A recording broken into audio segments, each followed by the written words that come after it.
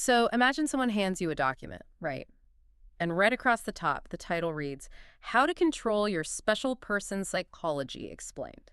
Oh, wow. Yeah. That's quite a title. Right. I mean, if you're anything like me, your immediate reaction to that is probably this weird mix of like intense curiosity and mild alarm. Definitely a red flag. Yeah. It sounds like a supervillain's personal diary.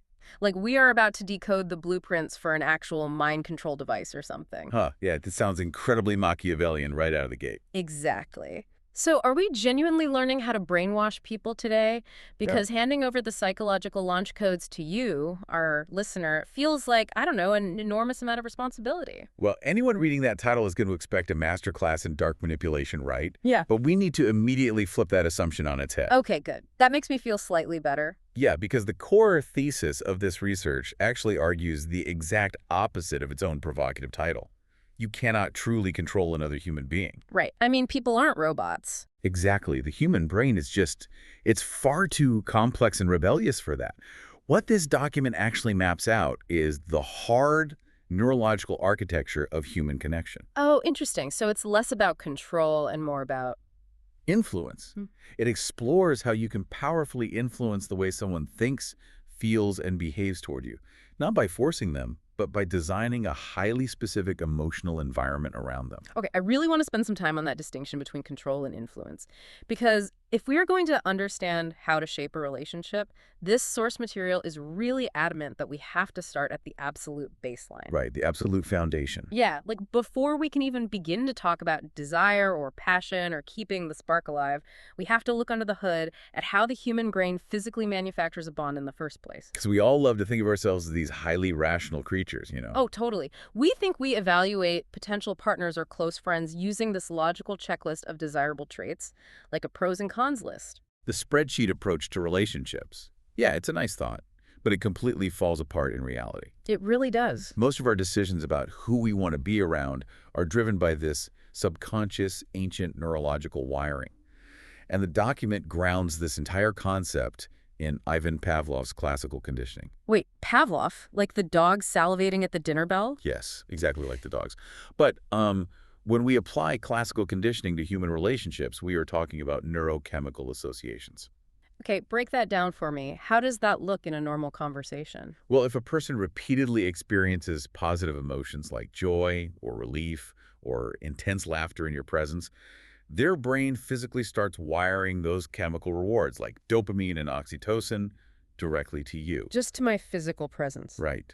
To the sight of your face or the sound of your voice. Man, it's like the human equivalent of walking into your absolute favorite coffee shop. Oh, I love that analogy. You know what I mean? Like, you push the heavy glass door open, you smell the roasted beans, you hear that low, familiar hum of people chatting, and your shoulders literally physically drop an inch. You instantly relax. Exactly. You instantly feel this wave of relaxation just by crossing the threshold. You aren't consciously telling yourself, okay, time to relax. Your brain is simply banked hundreds of past positive experiences in that exact geographic location. That's spot on. And what you're saying is that through emotional conditioning, a person can become that favorite coffee shop for someone else. Yeah. You become a walking, breathing trigger for their neurological comfort. Wow. Okay, so how do we do that? How do we build those associations faster? So, to understand that, the source material points to the work of neuroscientist Joseph Ledoux, specifically his research on emotional memory and the brain's amygdala. The amygdala is like the emotional processing center, right? Exactly, it's the emotional hub. And Ledoux found that it basically acts like a giant neon highlighter pen for your memory. A highlighter pen. Okay, I like that. Yeah, so when you experience something neutral, like a standard conversation about the weather, the brain files it away in pencil. It fades really quickly. Because there's no emotional weight to it. Right. But when you experience a massive emotional spike, maybe it's a deeply vulnerable conversation at 2 a.m., or navigating a stressful travel delay together, or just laughing so hard you can't breathe. The amygdala floods the brain with a chemical cocktail. And that cocktail burns the memory in. It burns that memory right into the hard drive. So if I'm understanding this, you're not just trying to log maximum hours with someone. Like 100 hours of watching TV on the couch might actually do less for your bond than 1 hour of navigating a genuinely challenging or thrilling situation together. Precisely. Intensity matters more than duration. Yeah. But The text also brings up Carl Rogers here. Oh, the person-centered therapy guy. Yes, legendary psychologist. The document focuses heavily on his concepts of validation and emotional safety. Rogers championed this idea of unconditional positive regard, claiming that genuine validation makes you a safe emotional space. Okay, I have to push back on this a little bit. Go for it. Because in the real world, flattery is incredibly cheap. People throw around compliments all day long. Nice jacket, or great job in that meeting. Sure, surface level stuff. Yeah. How does the human nervous system actually differentiate between a polite, empty compliment and this profound Rogerian validation? Surely our brains have some kind of spam filter for flattery. They absolutely have a spam filter, and honestly, it's incredibly sensitive. So how do you bypass the spam filter? The difference lies in what part of the person you are actually speaking to. An empty compliment evaluates a surface-level trait or an outcome.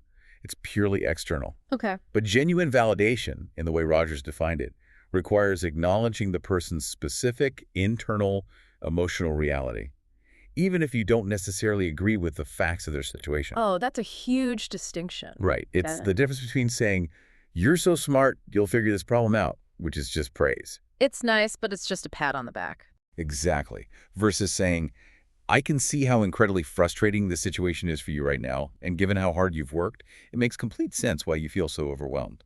Ah, so you aren't trying to fix the problem. Yeah. And you aren't flattering their ego. You are just holding up a mirror to their emotional state so they feel completely 100% seen. Precisely. And when a human being feels truly deeply seen without judgment, their autonomic nervous system physically downregulates. Their heart rate actually slows down. The heart rate slows. That subtle background fight-or-flight tension we all carry around all day, it just dissipates. They feel a profound sense of emotional safety. And the brain fiercely attaches itself to whoever provides that safety. Okay, so we've built the foundation. We are the favorite coffee shop. We are creating vivid emotional anchors through shared intensity. And we are downregulating their nervous system with genuine validation. That's a solid baseline. It is, but to me, this creates a massive paradox. Absolutely. Because if you make someone feel entirely safe, completely comfortable, and totally unconditionally accepted, doesn't that run the risk of just killing the spark? Segment 2 of our deep dive really wrestles with this, right? Yeah, it absolutely does. It's that tension between the comfort of safety and the absolute necessity of curiosity. Like, how do you keep the dynamic from flatlining into pure boredom? It's the classic dilemma.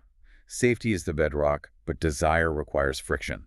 It requires movement. Right. So to explain how we bridge connection and desire, the document introduces a neurological phenomenon called the chameleon effect. This was researched by Tanya L. Chartrand and John A. Barg. The chameleon effect. That sounds intriguing. It is. They documented how humans unconsciously imitate the actions, the vocal tone, and the body language of the people they feel connected to. It's driven by mirror neurons in the brain. Like when someone yawns and you yawn. Exactly like that, but applied to everything. When two people are truly in sync at a dinner table, you will literally watch them pick up their water glasses at the exact same millisecond. Or they'll perfectly match the volume and rhythm of each other's speech. Okay, but the document suggests that you can consciously utilize mirroring to accelerate a connection. And I have to admit, consciously mirroring someone's body language sounds incredibly unnatural. It can sound a bit robotic, yeah. Isn't that just mimicking them like a parrot? If I cross my arms every single time you cross your arms, aren't you going to notice and think I'm totally creepy? Well, if you were doing it like a synchronized swimmer, yes, it will be incredibly jarring and uncomfortable. Yeah, that would be awful. Right. But conscious mirroring is not about exact one-to-one physical replication. It's about matching the underlying frequency and pacing of the interaction. Frequency, okay, what does that look like? So if someone is speaking softly, leaning back, and being very contemplative about a difficult day, you don't respond by leaning over the table with booming, high-energy, aggressive enthusiasm. That would be totally out of sync. Exactly. You soften your posture, you lower your tone, you match their emotional rhythm. It creates this invisible subconscious bridge that tells their primal brain, we are the same. We are part of the same tribe. So it's more about matching the weather of the room, not literally copying their exact physical movements. Exactly. But this brings us right back to your paradox. Right, the boredom thing. Yes. Yeah. If you mirror someone perfectly all the time, and you are always available to provide this wonderful emotional safety, you just become too predictable. The puzzle is solved. Right. Which is why The document immediately pairs this concept of mirroring with its crucial, necessary counterbalance, Robert B. Cialdini's scarcity principle. Oh, Cialdini. His work is fascinating because it basically proves that human beings are fundamentally wired to place a higher value on things that are less available. Yep, it's basic supply and demand. But applied to human attention. Exactly, because Okay. the brain is essentially an energy-saving prediction machine. It loves to solve puzzles, as you said. If you are a completely solved puzzle-like, if a person knows with 100% certainty exactly how you feel, exactly what you are going to say, and that you are always just waiting by the phone for them, the brain basically clocks out. It gets lazy. It realizes it doesn't need to expend any energy to secure your attention, so it literally stops trying. Your perceived value plummets because there is zero friction required to access you. Wow. That's harsh but true. It is. A slight healthy level of emotional uncertainty is what keeps the brain's prediction engine running. It keeps them focused on you. But where is the line between healthy uncertainty and playing toxic, manipulative games? Because playing hard to get usually just involves ignoring text messages on purpose to make someone anxious. Which is terrible advice. Yeah, and it contradicts all the emotional safety we just built. It does. But the document makes a brilliant, very mature distinction here. The healthiest, most sustainable way to create scarcity and mystery isn't by playing games at all. And how do you do it? It is simply by having your own rich, demanding life. It's genuine autonomy. Ah, I see. You have your own goals, your own passions, and your own priorities that genuinely occupy your time. When you have a rich life outside of the relationship, your attention naturally becomes a scarce and valuable currency. You aren't artificially withholding your time to manipulate them. Your time is just legitimately taken up by your own life. Exactly. So when you do finally sit down and give them your undivided, mirrored, deeply validating attention, it feels incredibly premium. Because they earned it. Right. Unlimited attention without any required effort always leads to being taken for granted. That reframes the entire concept beautifully. It rescues scarcity from being a cheap parlor trick and turns it into a byproduct of just being a whole independent person. It's a much healthier approach. It really is. But this leads us right into the third major theme of our sources, and maybe the most agonizing part of human psychology. Oh boy, here we go. We've talked about how distance and friction build desire, but what happens when we panic? What happens when we feel someone pulling away and we accidentally push way too hard? The trap we all fall into at some point. Exactly. We are moving from the architecture of attraction to the absolute paradox of freedom, and why holding on too tightly always inevitably backfires. This is where we run headfirst into Jack W. Brem's theory of psychological reactance. Reactance, that's the scientific term for reverse psychology, right? Basically, yes. Mm-hmm. Reactance is the hard scientific term for what we colloquially call reverse psychology. Brem found that when human beings feel their freedom or autonomy is being pressured, restricted, or mandated in any way, their immediate, deeply hardwired biological response is to push back and rebel. It makes me think of a door that says, pull, in giant letters. Okay, I'm picturing it. If someone grabs your hand and tries to forcefully shove it through the door, your entire body weight is going to instinctively pull backward, Right. even if you actually wanted to go into that room. That is such a good analogy. Right. Your brain rebels against the force, not the destination. That is the perfect way to visualize it. If you are constantly texting someone, why haven't you replied? Why aren't we hanging out more? Where are we going with this? You're shoving them through the door. You are applying force to the door. You are triggering their psychological reactance. You have basically taken a relationship that should be a voluntary joy and turned it into an administrative obligation. Oh, administrative obligation. That sounds awful. It feels awful. And Edward L. Deci and Richard M. Ryan's self-determination theory expands heavily on this. Their research proves that autonomy is not a luxury. It is a fundamental human psychological need. People need to feel free. They do. People stay longer, invest more deeply, and love harder in relationships where they feel entirely free to leave. When the pressure to text back is completely removed, the natural, voluntary desire to reach out actually has the space to return. Okay, I understand the science of reactance. Logically, it makes perfect sense. Yeah.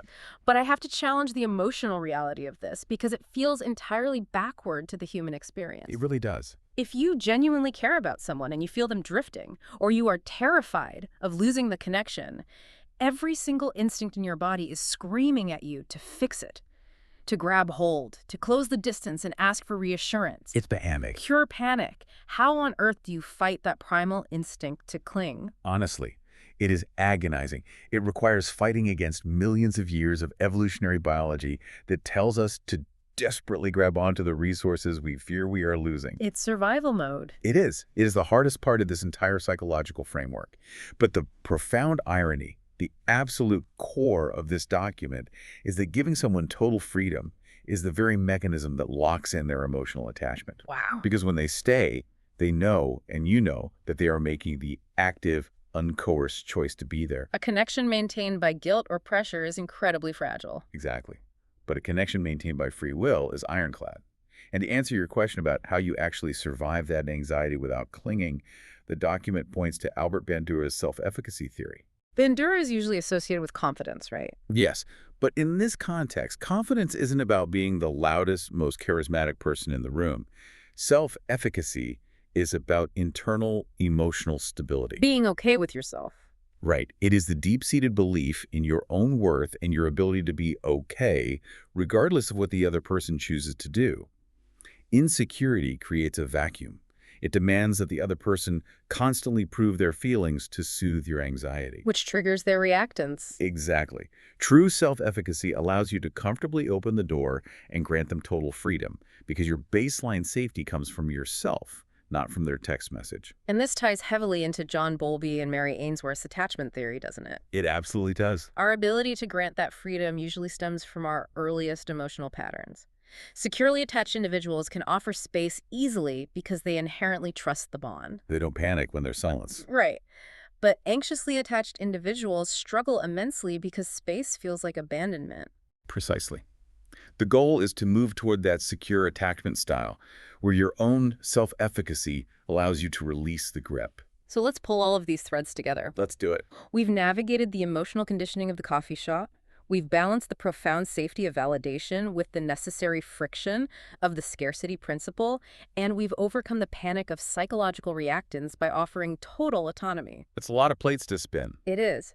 But when you successfully orchestrate all of these psychological levers, what is the ultimate result? You arrive at the concept of shared identity. Shared identity. Yeah, and this isn't just a poetic idea. Okay. It is a highly documented, measurable cognitive shift. It's the stage where two independent people begin naturally using language like we instead of I. Oh, like when a couple starts saying, "We love that restaurant." Exactly. They begin spontaneously sharing goals, dreams, and core values. From a strict neurological standpoint, the brain actually begins to remap itself. Really, remaps itself. Yes.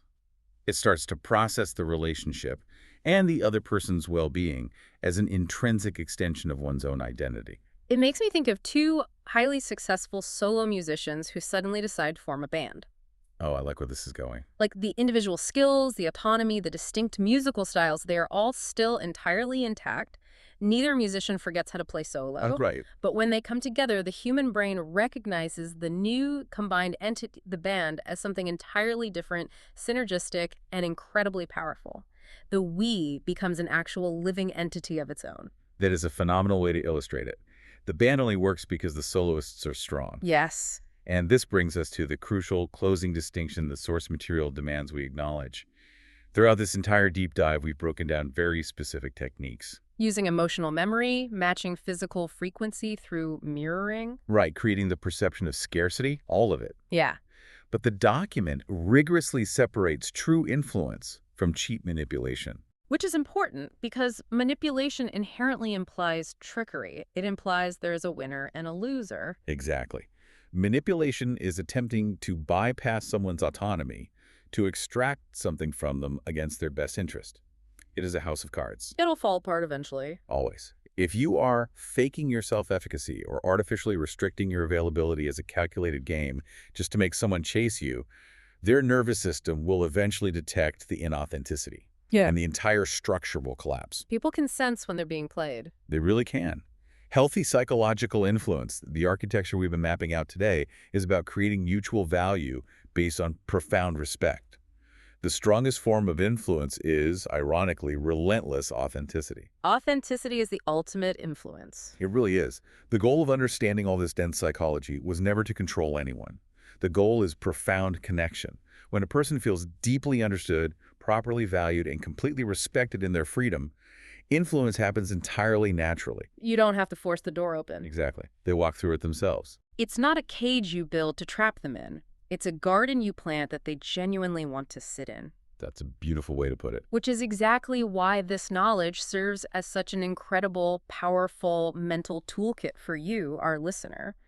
Whether you are currently trying to navigate the messy complexities of a long-term romantic relationship, trying to figure out why an emotional bond with someone feels so confusing, or just wondering why you are magnetically drawn to a certain person in your life right now, you now have the psychological vocabulary to actually decode it. You're no longer in the dark. Exactly. You aren't just flying blind at the mercy of your feelings anymore.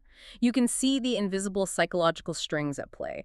You know exactly what emotional conditioning looks like. You understand why psychological reactance makes your partner want to run away when you pressure them. And you see how the scarcity principle dictates the value of your own attention. Right.